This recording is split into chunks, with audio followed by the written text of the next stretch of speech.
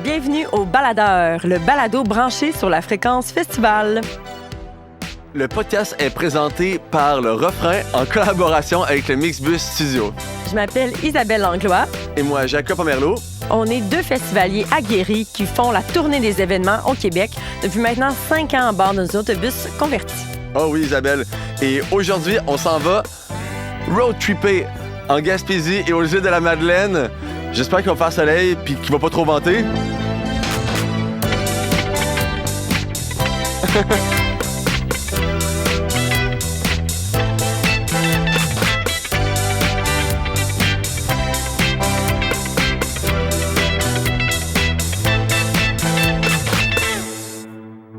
Allô, Jacob? Allô, Isabelle. Tu m'as l'air bien en forme aujourd'hui. Oui, oui. Est-ce que c'est l'appel de la mer, du homard, du crabe? Toutes ces réponses. de la guédille imminente. Oui. Bonne guédille. Parce que oui, on va juste causer de la Madeleine et en Gaspésie pour parler de festival. Donc, ça inclut automatiquement de la bonne bouffe, de la bonne bière. De beaux paysages. Ah oui. Ah oui. Ah ça oui. Ah oui. Faut pas oublier ses lunettes de vue. Non. Si tu peux pas voir flou. Non. C'est quand même mon genre, hein. Oui, c'est quand même Ouais. ton genre. J'ai mis toujours mes lunettes. Ben, commençons la tournée gaspésienne par la baie des Chaleurs. Donc, traverser la Matapédia pour se rendre jusqu'à Carleton-sur-Mer, qui est une petite ville avec une vue extraordinaire sur le Nouveau-Brunswick, la mer. Moi, j'adore Carleton, pour vrai, là. Je pense que c'est un des plus bels endroits au Québec, là. En partant, tu sais, ça donne quand même une bonne heure d'aller au festival, je crois. Oui. Alors, je sais pas, il me semble que c'est un endroit que je me sens particulièrement vibrant. Oui, ben, la Oui. nature est resplendissante à Carleton, comme tu le dis. Je pense qu'il y a des réserves protégées, en fait, d'oiseaux aussi dans ces coins-là. Il y a beaucoup de bateaux. Les gens, ils vont pour pêcher. Ils vont aussi pour la plaisance, la plage, qui est magnifique. Et le festival Bleu-Bleu, ben, c'est un festival de musique qui a lieu dans ce petit paradis terrestre à chaque année dans le temps de la Saint-Jean. Fait que déjà, ben, c'est très festif parce qu'on célèbre le Québec. Et c'est un festival de musique qui est extrêmement varié, avec des artistes, comme je pour donner des exemples, l'année passée, il y avait Marjo ou Et jusqu'à Lost. jusqu'à Lost, Ouais, c'est ouais. ça. Fait qu'il y en a pour tous les goûts, tous les âges. Et nous, ben, on est parti depuis maintenant sa création. Donc, la première année, on y a été En 2019. en 2019, c'est ça, exactement. Puis, le Bleu-Bleu, c'est un festival qui utilise beaucoup les lieux de Carleton, donc qui exploite la beauté de la ville. De la cabane à œufs d'or, qui est une petite cabane de pêcheurs. C'est super intimiste comme spectacle. En partant, c'est un des gros atouts. Tu peux avoir des shows dans des bars locaux, dont le Naufrageur ou le Yumiyama. On a vu des spectacles dans la... On ne sait pas si c'est une église ou une chapelle, là, mais sur à fond, le top du Mont Saint-Joseph qui a une vue sublime sur la région. Ça, tu vois tellement loin, là, tu vois super bien la baie des Chaleurs. Ça, c'est vraiment impressionnant. Juste pour la vue, c'est quelque chose. Parce que c'est ça, le festival, en plus d'exploiter différents lieux, ben, il exploite aussi différentes manières de faire vivre une expérience festivalière augmentée. Entre autres, il y a des ateliers. Des fois, je sais qu'il y a une année qui avait fait un atelier d'écriture pour enfants. Ils ont déjà essayé de filmer en 360. Ils ont fait des parcours d'exposition. Fait qu'il il y a beaucoup d'expérimentation aussi. Ben, pas nécessairement d'expérimentation, mais des expériences qui sont différentes à chaque année pour sortir un peu du traditionnel festival de musique avec seulement des spectacles. C'est vrai. Puis sinon, juste l'emplacement du stage principal qui est au bout de la marina, qui est fraîchement rénové. Ça, c'est quand même assez incroyable. Autant pour les festivals que pour les artistes. Là. Les artistes qui performent, eux, ils voient la foule, mais aussi sinon, une foule entourée d'eau. Puis sinon, pour nous, ben là, on a le plaisir de voir le Mont Saint-Joseph en arrière, les petits oiseaux, les bateaux arriver, puis d'avoir des artistes heureux d'être là. Oui, ben moi, j'ai même dit l'année passée, je me sens comme à Ibiza. Je suis jamais allée à Ibiza, mais je suis sûre que c'est comme Bleu-Bleu. Pareil, Le Ibiza du Nord. avec moins de douchebag. Plus de morue. Oui, probablement avec plus d'odeur de morue. Oui, oui. Ben, d'ailleurs, le festival commence avec son célèbre souper de cambuse de morue. Alors, ça donne un ton super familier. Au festival, t'arrives là, t'as plein de pêcheurs, de locaux qui y sont. Alors, je trouve que ça met bien la table de qu'est-ce qui qui s'en vient par la suite? Comme tu fais des amis, des rencontres là, puis ensuite tu vas les recroiser plus tard dans le festival. Oui, puis qu'est-ce qui est intéressant aussi, c'est que c'est un festival qui est ancré dans son milieu, donc l'exploitation des différents lieux, mais aussi, tu sais, le Speed Morue, ben c'est quelque chose qui représente très bien la ville, donc ils l'ont inclus dans la programmation. Puis on dirait que ça m'amène aussi au côté éco-responsabilité du festival. Il y a quand même un grand souci écologique. Le festival prend beaucoup de responsabilités puis de décisions par rapport au respect des lieux, respect de l'écologie, de l'environnement. Puis je trouve que tout ça, ben ça s'amalgame bien ensemble pour faire un événement qui est super trippant et super intéressant. C'est vrai, à 100%.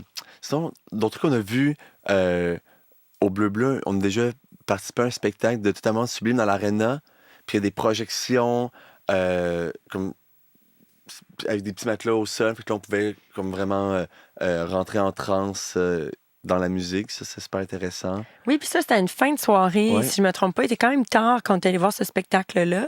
Fait que c'est ça qui est le fun, c'est qu'il y a beaucoup de spectacles de jour, mais il y a beaucoup de spectacles de nuit. Là. Puis ça peut terminer assez tard. Là. C'est un festival qui n'a pas peur de faire le party. Puis là, ça m'amène à parler de nous, notre première année qu'on a participé au Bleu Bleu. Une anecdote qui me fait encore rire aujourd'hui. C'est il y avait un spectacle qui avait lieu, entre autres, au Umiyama, qui est un restaurant de sushi qui se transforme en bar le soir. Puis c'était un DJ set de Safia Nolin pour la Saint-Jean, justement. Puis nous, on avait décidé qu'on y allait, mais avec l'autobus. Puis, Jacob, tu le racontes mieux que moi. Non, mais on t'arrive. Comme que c'est drôle, c'est comme à l'arrière du bar, t'as une piste lame. Alors, on est arrivé à l'entrée de la piste lame, il y a comme des énormes pots de fleurs qui, normalement, coupent l'accès aux gens. On avait les pots de fleurs. On se pointait avec le bus. On a eu à faire un 180 pour ramener le bus comme de face. Là, avance, recule, avance, recule, avance, recule. Puis, comme c'était pas prévu, après le DJ set, les gens sortaient, mais c'est comme un petit agora naturel. C'est comme en pente. Fait que là, c'est comme l'effervescence de comme, qu'est-ce qui se passe?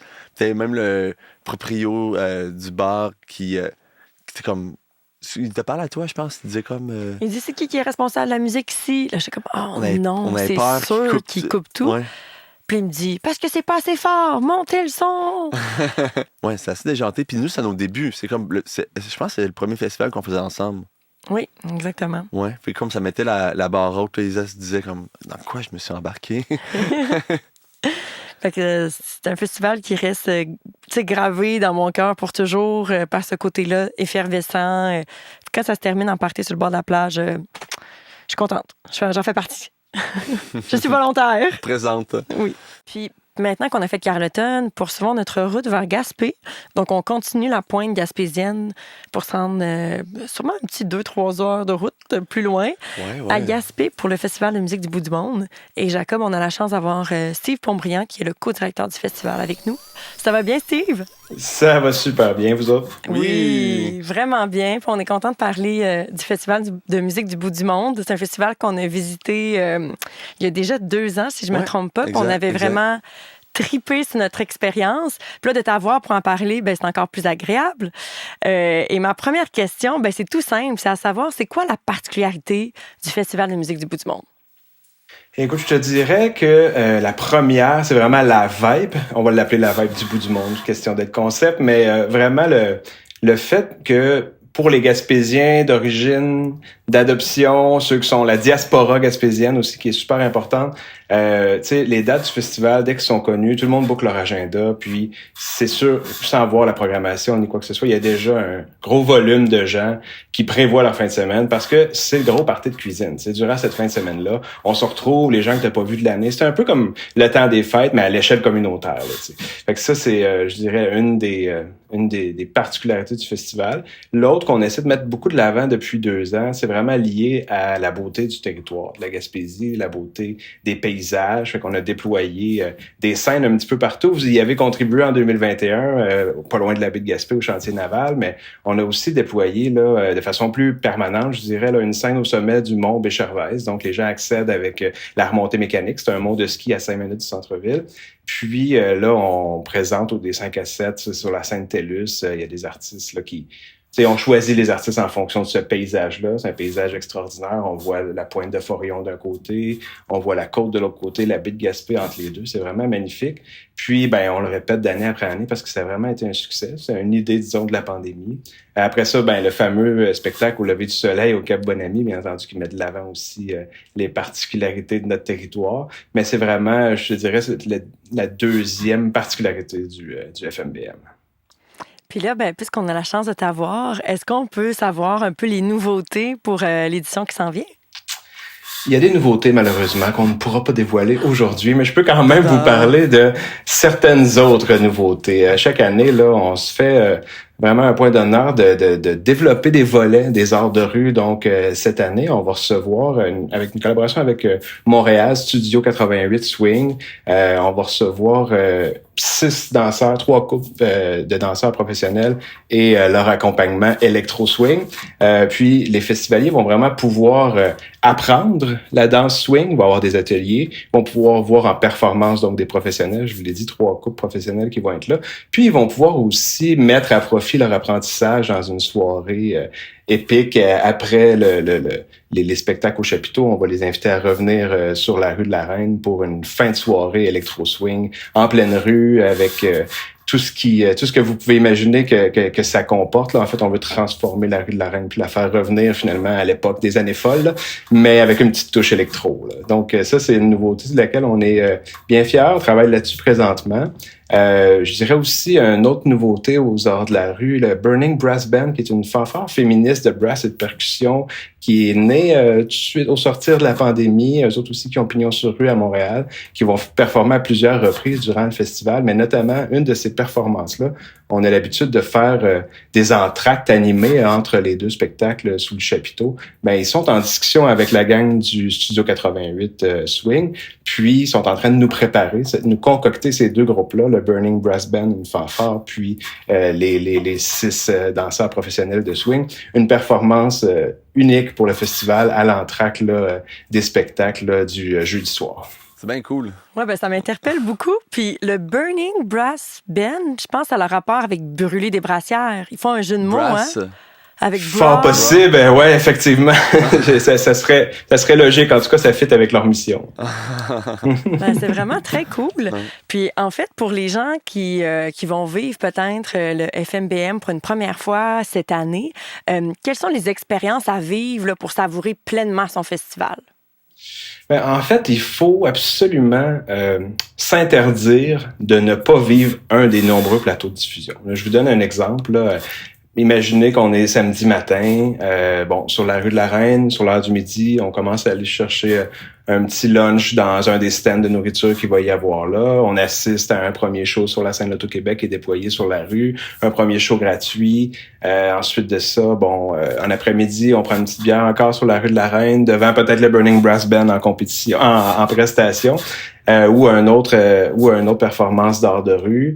5 heures approche, il faut absolument prendre la navette qui est juste au pied de la rue de la Reine, se rendre jusqu'au Mont Béchervaise, monter soit à pied, soit avec la remontée mécanique. Juste ce moment-là de monter un ou l'autre, là, c'est vraiment ça vaut le coup en fait d'aller voir ce point de vue-là, écouter le spectacle qui est programmé à ce moment-là, redescendre la montagne, se rendre tranquillement vers le chapiteau, prendre une bouchée en montant. Assister au programme double. Il va être rendu peut-être 11h30 à la fin du programme double. Retourner sur la rue de la Reine. Si on est samedi, normalement, on devrait avoir une fin de soirée festive à Berceau du Canada, qui est un espace situé à un jet de pierre de la rue de la Reine, musique électronique qui finit aux petites heures, juste à l'heure, qui se termine en fait juste à temps pour prendre l'autre navette, qui elle va nous mener au lever du soleil au Cap Bonami, une petite ride de 40 minutes à peu près. Parfois, on a la chance d'avoir des artistes à l'intérieur de la navette qui animent un petit peu le déplacement. Tranquillement, on se rend au Cap Bonami, des couvertures qui sont prêtées par notre partenaire TELUS. Là, s'il pleut, on souhaite. Une des nouveautés qu'on va avoir cette année, c'est qu'il n'y aura pas de pluie au lever du soleil, d'ailleurs, je vais le dire tantôt. Mais si jamais ça arrive, il y a des parapluies aussi qui vous sont prêtés. On s'assoit dans l'herbe, puis on découvre, là, on l'a annoncé, une performance unique, montée sur mesure pour le festival, un solo de Claude Pelgag, un solo ou un duo avec le soleil levant. Wow. Puis après ça, on se repose parce que dans ce que je vous ai raconté, il n'y a pas eu journée. beaucoup de sommeil. Dans ce que je vous ai raconté, il n'y a pas eu beaucoup de sommeil. Fait qu'on prend notre dimanche pour se reposer. On peut retourner quand même sur la rue de la Reine, mais le lundi soir, là, on rejoint la plage d'Aldemon où on clôt vraiment les festivités avec un spectacle les deux pieds dans le sable. Puis l'année dernière, là, ça a été vraiment mémorable, là, ce spectacle-là. Donc, on a goûté à tous les plateaux, toutes les expériences, puis on regrette pas, en fait, notre déplacement en Gaspésie de cette façon-là. Oui, c'est ça. C'est tant qu'à faire la route, il faut en profiter au maximum. Puis tout ce que Pas tu le nous choix. as dit là, ben c'est intéressant. Là. Quand il y a musique, beau paysage, de la bière, de la bonne bouffe, de la plage. Et voilà. Puis un lever de soleil là-dedans, tout pour être heureux. Tout est coché. Oui, tout est coché. C'est cool. Puis, dans le fond, Steve, depuis le temps que tu es à la direction puis à la co-direction du festival, on aime beaucoup ça poser comme question. C'est une anecdote qui représente bien l'essence du FMBM à nous partager parce que souvent, au sein même de l'organisation, tu as une vision d'ensemble puis tu connais un petit peu les choses, les histoires cachées. Donc, on voulait savoir si tu avais une histoire pour nous aujourd'hui.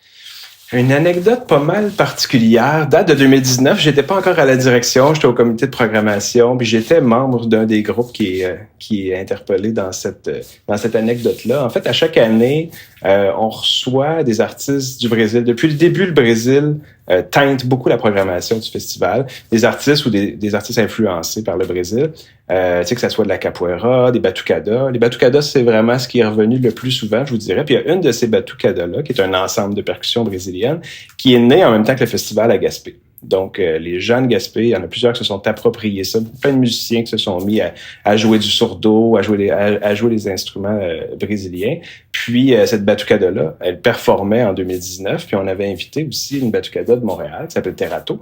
Donc, on avait une méga batucada de presque 50 personnes qui performaient sur la rue de la Reine. On se serait cru à Rio l'espace d'un instant.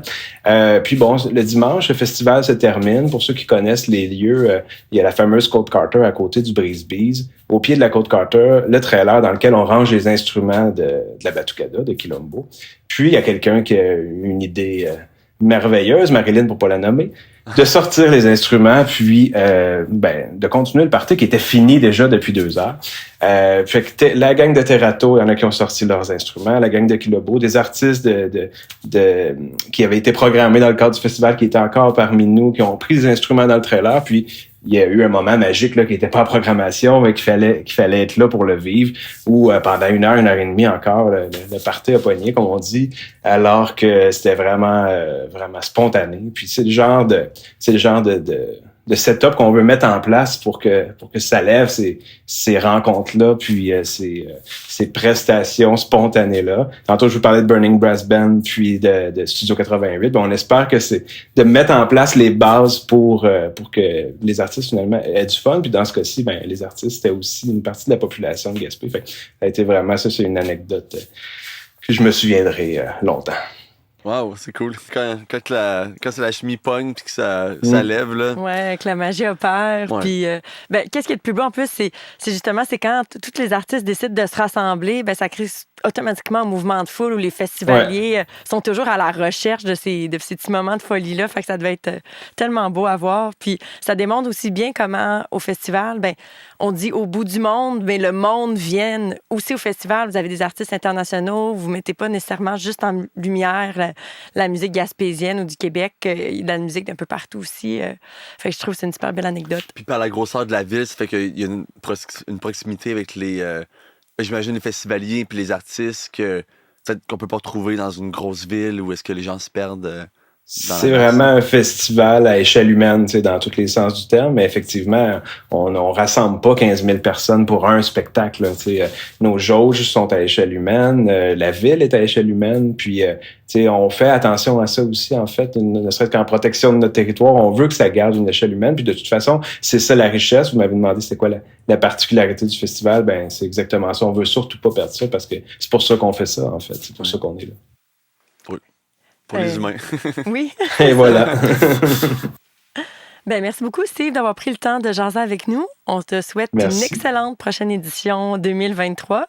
Puis, on se voit au bout du monde. Superbe. On vous attend. Dans un bout du monde, près de chez vous. Oui. Voilà. Nice. Super. Attention à vous autres. Bye, bye. Bye. Bye. Isabelle, Oui. on se dirige vers Petite-Vallée pour le festival en chanson de Petite-Vallée. On va rejoindre Raphaël, a.k.a. Velours Velours. Alors, ceux qui ne connaissent pas son projet, allez écouter ça parce que Parce que vous manquez quelque chose. c'est quelque chose. Puis, Jean-Raphaël est un enfant de Petite-Vallée. Comment ça va, Raphaël? Il est là! Ça va bien, vous autres? Ça va Oui. bien. Depuis combien de temps tu vas à Petite-Vallée, hein? Là, ça va être ma 18e année, je pense. Ça fait depuis que j'ai 2 ans, j'en compte 20. Fait que, ouais. Amené là, quand j'étais tout petit, on a découvert le festival par l'entremise de... Mais mon père travaillait en tourisme en Gaspésie à ce moment-là, fait qu'Alan m'avait invité. Puis, comme de fait, on est une famille qui aime ça pas mal, aller voir des spectacles, qui s'intéresse beaucoup à la culture. Fait qu'ils ont traîné les bébés avec eux autres. Ouais. Ben moi, je trouve ça cool de t'avoir en entrevue parce que il y a quand même une grosse partie du festival, on va sûrement y revenir plus en détail, mais de forger une relève musicale au Québec. Tu sais, c'est un gros incubateur. Fait de t'avoir... Puis que, au fond, toi, t'as été forgé par ce festival-là. Ouais. Ben, mon ambition artistique, puis même une bonne partie de mon identité, même, je l'ai construise à travers mon évolution dans ce festival-là. Tu sais, c'est comme ça a toujours été notre rendez-vous annuel où moi, comme enfant, j'étais le plus stimulé musicalement. Puis tout le nombre de shows qu'on voit dans ce festival-là en une semaine, pour quelqu'un de mon âge, à ce moment-là, c'était vraiment super stimulant. Puis à travers ma participation aux différents camps en chanson aussi, c'est là que j'ai commencé à écrire des tunes. C'est pas mal là que tout a commencé pour moi. Mon éveil créatif se passe là.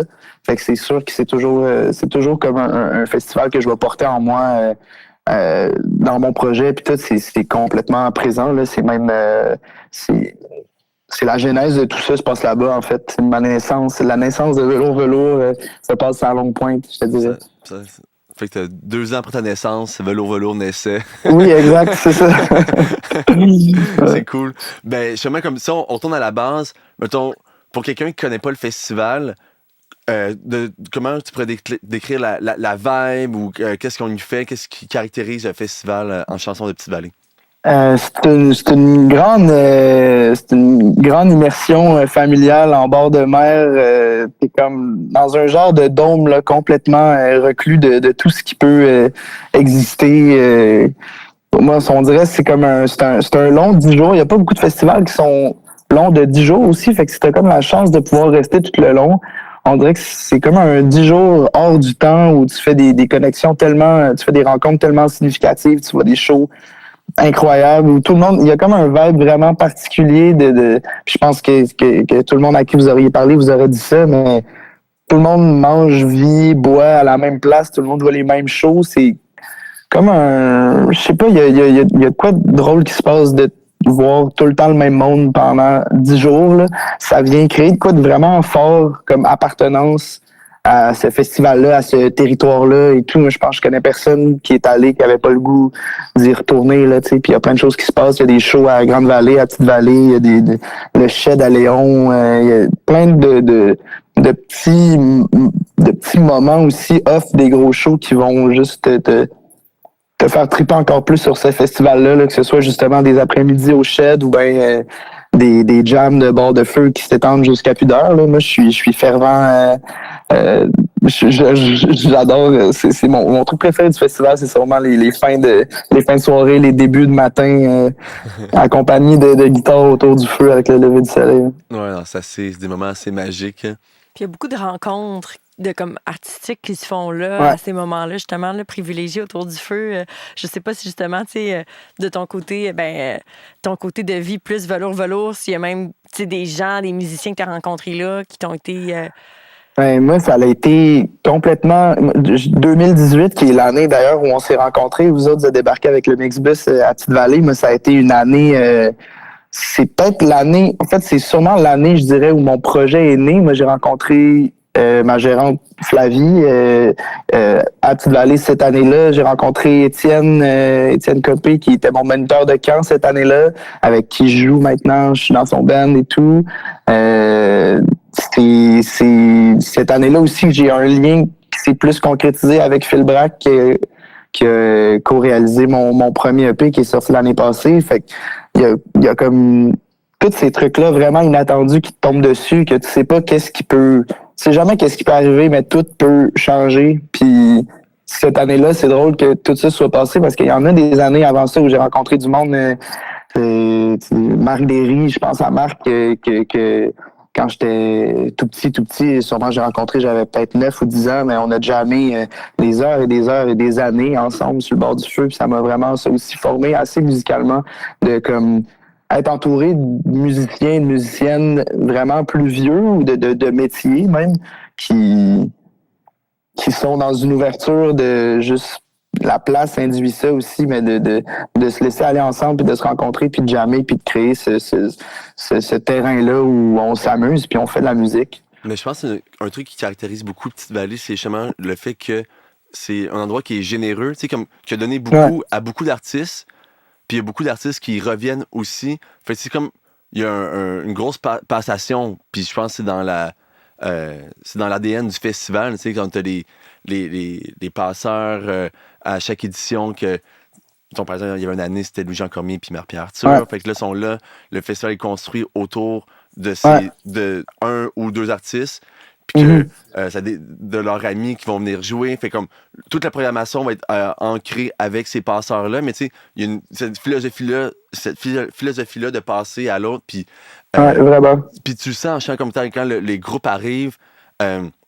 Ils sont super contents, c'est comme tu sens une fébrilité, ils sont contents d'être arrivés à Petite-Vallée, ils se sentent à maison. Ben, tellement. Puis ça se ressent comme, même pour les festivaliers, tu vas au bar, puis la gang, le band qui vient d'arriver sont là, puis comme quand tu disais que t'es là sur 10 jours, ben t'as une autre perception, parce que tout est comme, tu flottes là-dedans, mais t'as comme des gens qui viennent comme comme qui viennent. C'est aussi, ce truc-là, des gens qui passent aussi, c'est typiquement gaspésien, on dirait. Il y a du monde qui reste. Je pense que c'est Jeanne Côté qui dit ça dans ses shows. Il y a du monde qui reste, il y a du monde qui s'en va, il y a du monde qui reviennent, il y en a qui restent de moins en moins longtemps. Puis à Petite-Vallée, il y a ça. Moi, j'ai beaucoup fait des 10 jours complets, mais l'année passée, j'étais ce gars-là qui est passé une journée parce qu'on était en tournée. Puis ça a pincé mon cœur là, ben raide. Mais ouais, il y a ça aussi. T'as les gens qui passent, puis un peu comme un bout de tonnerre, là, ça passe bien vite, ça fait gros éclat, c'est malade. Puis après ça, ben ils sont partis, puis on passe à une autre étape du festival, mais toujours accompagné par les gens qui sont là pour les 10 jours aussi. C'est des bulles, là. Non, c'est vraiment, il y a plein de bulles qui se créent, puis tu disais que on ressentait une excitation des bands quand ils arrivent, mais moi, j'ai toujours trouvé que juste parce que la pointe à Petite-Vallée, tu la vois pas à moins d'être rendu en haut de la côte, puis nécessairement, tu passes par là, mais il y a de quoi d'excitant d'être en haut de la côte, faire comme yes, on est arrivé, tu sais, parce que tu le vois pas que t'es arrivé avant d'être là pour de vrai, qu'il y a de quoi de crissement excitant là-dedans. T'as raison, c'est vrai. Une longue route en esti, on est au bout de la pointe gaspésienne, là, quand même. Oui, c'est sûrement des rares endroits au monde que le soleil se couche et se lève sur l'eau. Ça, c'est quand même considérable. Là. C'est une période de l'année aussi, quand le festival se passe dans la période habituelle, que il se couche tard puis il se lève super tôt. Vraiment. On voit quasiment le soleil se lever à chaque jour. Là. À 4 heures, genre. Ouais. Fait que la marée, tout, c'est juste magnifique. Hein. Tellement. Ouais. Mais je pense qu'on a sûrement réussi à convaincre au moins une personne à aller au festival. J'espère, là, mon Dieu. Venez nous rejoindre dans notre trip de gang. Là. Ça a l'air un peu sectaire, là, mais c'est qu'on a du fun. Ben oui, je pense que c'est un endroit là, où les amitiés se créent, se forgent. Et, ils restent longtemps, surtout. Ouais. La vieille forge, hein? C'est comme... la vieille forge, on forge les amitiés. Ouais, c'est vrai, on est tous des forgerons de l'amitié. Ben, je pense que c'est la parfaite phrase pour se laisser. Ben, merci les amis, à bientôt. Merci Raph. Merci Raph. J'ai hâte de vous voir. Bye bye. C'était fun, bye. Ciao. Alors maintenant, on va à Marsoui. Marsoui! Marsoui! Tu peux pas dire non à Marsoui. Non. Non, c'est la ville qui dit oui. Vénus non, puis Marsoui! Nice. Pas pire, pas pire. Pas juste moi qui fais des jeux de mots un peu douteux. Je commence à déteindre un peu. Oui. Tu déteins sur moi, je veux dire. Ouais. Ouais. Ben, on s'en va au festival Fury, qui est un festival de danse contemporaine, qui ont l'air à utiliser plein de lieux à Marsouilles. Alors, autant à l'intérieur qu'à l'extérieur, sur la plage, en nature.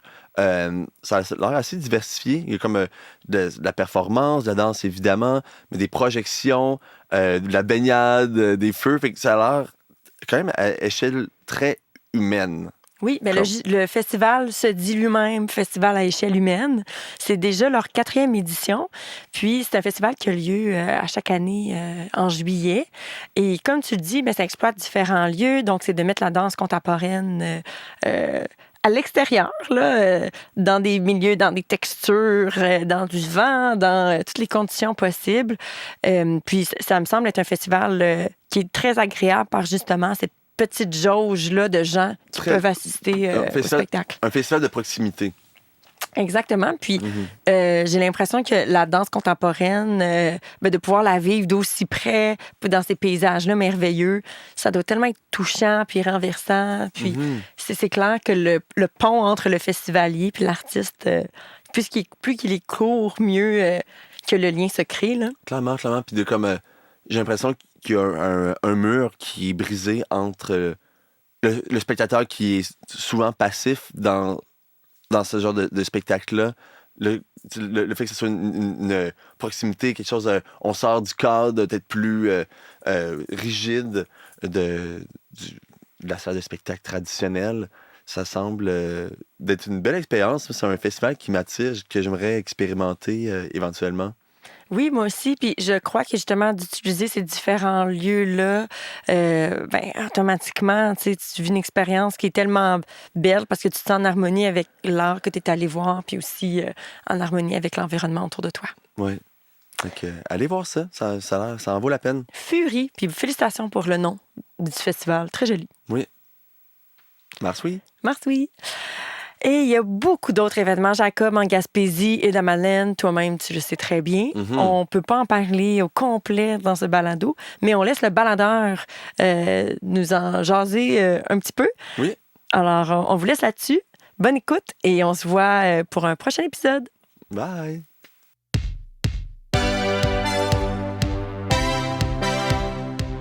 Festival à découvrir en Gaspésie, île de la Madeleine. Youpi, moi aussi j'aime la plage. Compte en île. Festival La Virée Trad. Festival Vue sur Mer. La fête des guitares du Québec. Rencontre de la photographie en Gaspésie.